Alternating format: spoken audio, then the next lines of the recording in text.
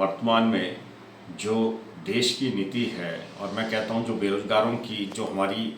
युवा साथी बेरोजगार हैं और जो महिलाएं बेरोजगार हैं और जो प्रौढ़ में ही बेरोजगार हैं, तो जिसके आंकड़े अभी अगर सामने आए हैं तो उन आंकड़ों को अगर देख के अगर उनका विश्लेषण किया जाए तो उस विश्लेषण से लगता है कि सरकारी आंकड़ों में और जो वास्तविक आंकड़े हैं उनके अंदर जो है बहुत बड़ी खाई जो है नजर आती हुई दिखती है।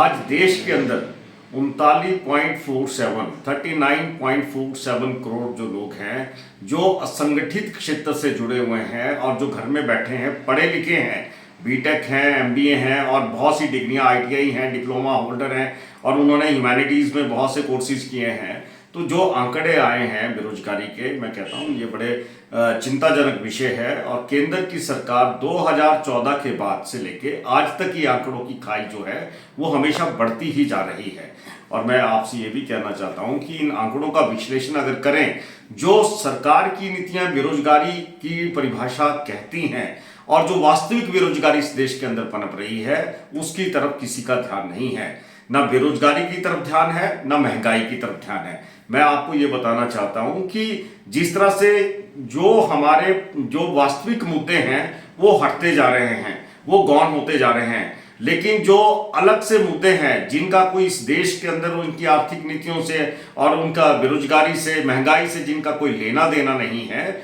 वो मुद्दे जो हैं केंद्र की सरकार जो है वो जनता के सामने परोस रही है। वहां पे एक हमेशा एक नए मुद्दे के ऊपर, सामाजिक मुद्दे के ऊपर, धार्मिक मुद्दे के ऊपर या किसी अन्य मुद्दे के ऊपर इस तरह की बहस छेड़ी जा रही है ताकि वास्तविक जो मुद्दे हैं उनसे अपनी जान छुड़ा ली जाए, उनसे बचा जाए। ये केंद्र सरकार की नीति है और इस नीति के तहत जो देश आज मैं कहता हूं एक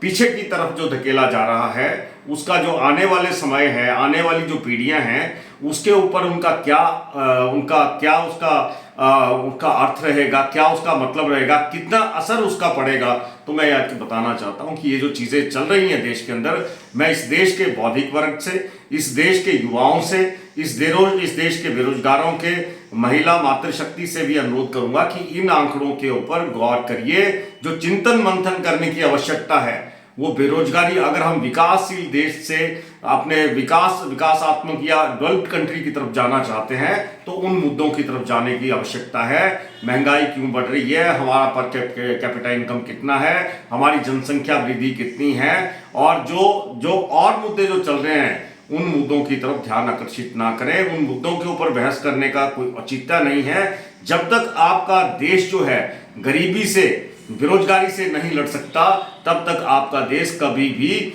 जो कहते हैं डेवलप्ड कंट्री की तरफ नहीं बढ़ सकता। तो केंद्र सरकार सिर्फ वोट की राजनीति करके जो है मुद्दों से ध्यान भटका रही है हिंदुस्तान की जनता का, हिमाचल प्रदेश की जनता का, लेकिन जो वास्तविकता है वो कुछ और है और आने वाले समय में वो जो चीजें सामने आएंगी तो मैं कहता हूं जो पिक्चर है वो ज्यादा भयावह होगी। धन्यवाद।